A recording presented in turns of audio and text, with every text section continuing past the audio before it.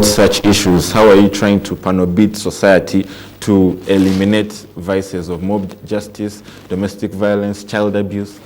Basically, we have appreciated that the world at which is moving requires a new strategy, new approaches in terms of not solving the top problem, but solving the root problem. Okay. And now that's why global peace on the African regional level, we are pushing the Pan-African agenda for peace and for prosperity that is now rooted on the core content of character and creativity. Because this head, everyone has a head, everyone was born, but when we are born, we're good people. Yes. Now, as we grow, the environment changes. Many influences. Exactly. Either from the family, from the community, Yes. just at that. And we have known that the families have killed children character. We have not been prepared to become global change makers, peace builders. So we are not able even to think beyond our nose.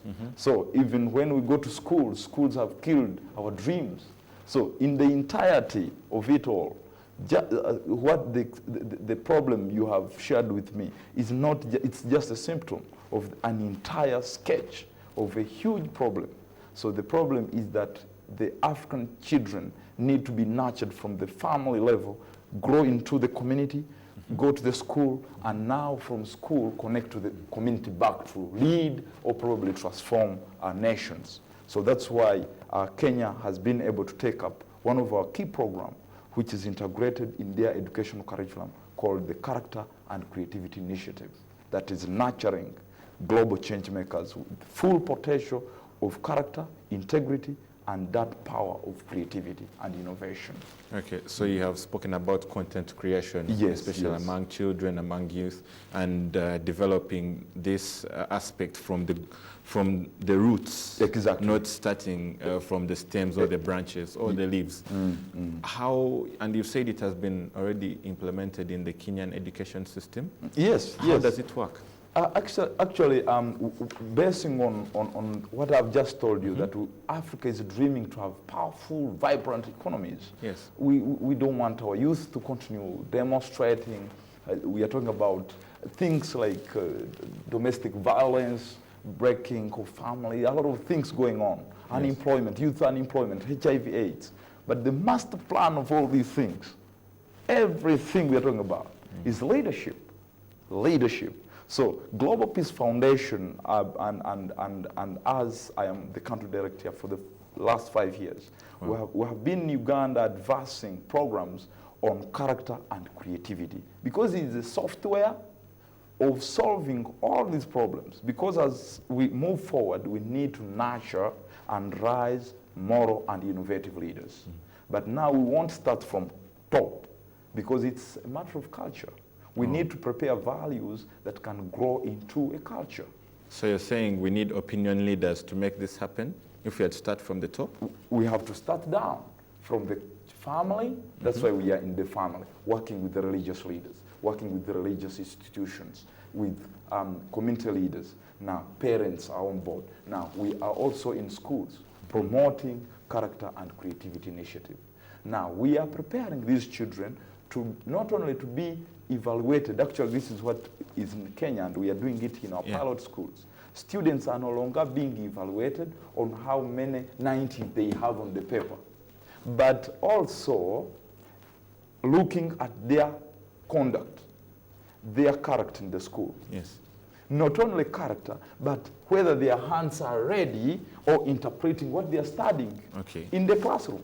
So we are requesting and we're asking schools to integrate character and creativity initiative into their schools, championed by a CCI council, which has been established, led by cross-sector leaders in the country. So you're saying schools and head teachers should implement more of practicals than theory?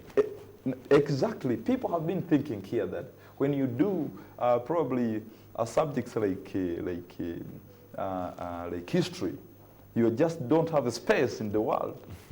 I also see that people who do biology, they also think only my work is going to be in the hospital and the government will give me a job. Hey, tell you what, we need 21st century skills. Yes. 21st century skills require that holistic package. Holistic package, I mean holistic education that enables a student or a youth to survive amidst all these challenges. Okay. It requires a student to study history, but being able to interpret that I'm studying history to survive. Yeah. Now, government has no jobs. People do not know that. Now, if government has no jobs, because we actually allowed government to sell its property to the public, now the private sector is the command. So, do we have the requirements or desirable conduct, those things that the situation requires? Being able to speak well, being ethical, being reliable, being creative, ability to solve problems beyond paper. These you cannot study like in class in the colonial curriculum. So now we're saying schools prepare our youth to survive in this space. And how do we do it? By making sure we open like leadership and entrepreneurship hubs in schools, where students in the evening share on their dreams. Ideas. Be able to even supply products, invent, create ideas, and even in holidays, be able to become social entrepreneurs in the community, collect garbage and sell garbage. So our challenges can become opportunities for students. Okay. But now, do we have that space? That's why now the government comes in to revamp the current curriculum that looks more theoretical to serve the interests of a third party. Yes. Now, right now, Kenya has done it. This is a document I've shared with you. Now, students can learn about peace, can learn how to become serious inventors of ideas, how to research, how to present ideas to their parents, how to share with parents, say, Dad, Mom, we need a family vision. We need, these are things. We need internship of our students from high school. Every holiday they go to companies and say, hey, I want to work for free here. Please, is there anything I can do? So they can now go back to school and be able to interpret what they are studying in class to the practical sense. So in reality, we won't survive on just white paper certificate. Really, we need the character so the nation can be able to be safe, so we can guard the country. We have the Vision 2040. Yes. But now how do we realize it if we have not prepared our youth, who are the most valuable asset in Africa? Yes. Yes. So now in a nutshell, yes. Let's summarize what impact this development, if it is initiated in the country, would have on national level, especially as far as the economy is concerned, because we still need to grow our economy in as much as possible. Actually, there is a question. Before I go to the impact, someone has asked, what do you have? Okay. Africa right now determines the journey the world should ride on. This is a very good shot. What do Africans have to have a beautiful, a very attractive continent that would attract investment? Now, what do we have? We have the youth. They say 73% of the African population youth. That's a great potential. Definitely. Other countries don't have that population. Others have very aging population of 80s, and they're at home. That's a big loss. But Africa has a great resource, has a great pleasure to have the youth, to have the minerals, to have all these things. But the problem is that we have been sleeping for the last 150 years, basing our activities on just, we are divided on tribal based and religious, on as countries. Now there is an opportunity. Character and creativity initiative into schools will now rise moral and innovative leadership for Africa that will drive the Pan-African agenda. We are looking at how Africa can be united. But before we get united, we need the youth to have shared values, shared principles, shared inspirations for peace and prosperity. So their hands can be able to become self-reliant, so they can have that spirit to be able to work with others, to have partnerships, and to look beyond their nose. Uganda is a sleeping nation, as I can say. At 8 p.m., the whole country is sleeping. Now we need an economy that operates 24 hours. So how do you prepare for that? You need to first tap the youth in the community, in the schools. So we need the role models. So they grow with that culture. Exactly. That should be now a culture. But before we have the culture, we have to have national values that can grow in all these districts. That, hey, we need to build Uganda together, beyond these political games around. We need to have an agenda that we can both align to common objective towards a common impact. Okay, and now what will be the impact of all that to the country? How will the country as a whole benefit? And what kind of message will it send to other countries in East Africa, Africa, and around the world? Peace. We are looking at peace as an ingredient. That's why I told you that global peace, in our scientific model, we are presenting a new approach to peace building. People have been thinking the gun, now without a gun, now people are living, now people are having empty stomachs. So there is no peace. Families are breaking down. All these are scandalous kind of, but now what is the approach to sweep out all these things in the region? Is by making sure people have the right conduct, have the right ethics, have the right integrity, so we can depend on each other, so we can trust each other, so partners can come, investors can come, so even you, me, become partners, because we can integrate our ideas. People think capital is money. Capital begins with that the power, mindset, the idea, the ideas, the mindset, concept. The concept, exactly. We have massive resources in Africa. We have everything. We have the Bachigas who are very strong. We have the people from Karamoja, very strong and healthy. So if we come together as a nation, not looking at ourselves as Muchiga, Mutoro, Muchi, but as Uganda, as East Africa, now we can now attract investment, attract peace, stability, and what tells you? The realization of Vision 2040.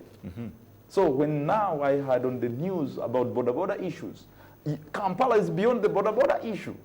We have to look beyond that.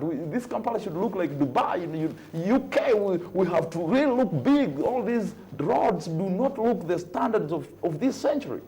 So how do we build all these districts to become cities? By getting as one. Character. People are still confused. You move this side, we don't have an ideology that we share as a nation. So we need all take one direction. Exactly. Religious leaders need to have that because religious leaders actually have the biggest share on this mission. Because all of us have, what's your name? Simon. Simon. I'm called Milton. Every Sunday we go to the church. So in the entire life, when we go to church, but we find the church this kind of message, then we will change. Okay. When we now are in government services, but in government services you are only looking into your role. You have to report at 8 and go back at 6. You have everything you're doing every day on routine basis, but you don't add value. We have people who are not adding value to this country. So now we need to revamp systems, clean, sweep out.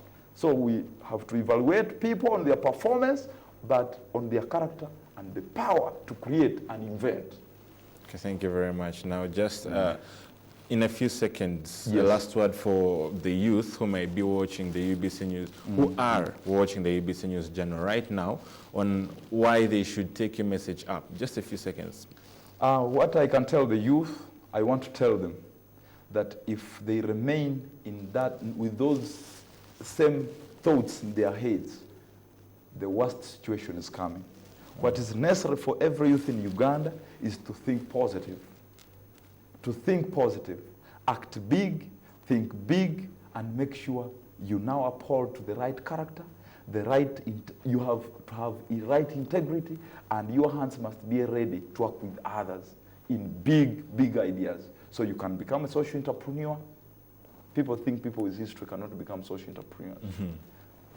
You can become a social entrepreneur at all levels. Whatever you study doesn't matter. You can make an impact in your community. You can serve your community. So you to become a leader, you have to demonstrate character and creativity. Okay. And it also goes to members of parliament and everyone. Okay, every individual in the country. Exactly. Thank you very much for sharing with us, Milton. Thank you, brother. Yeah, Via, we are glad you have you have been with us during this interview. We hope you have picked a message and are planning to use it to grow the country and grow yourself as an individual.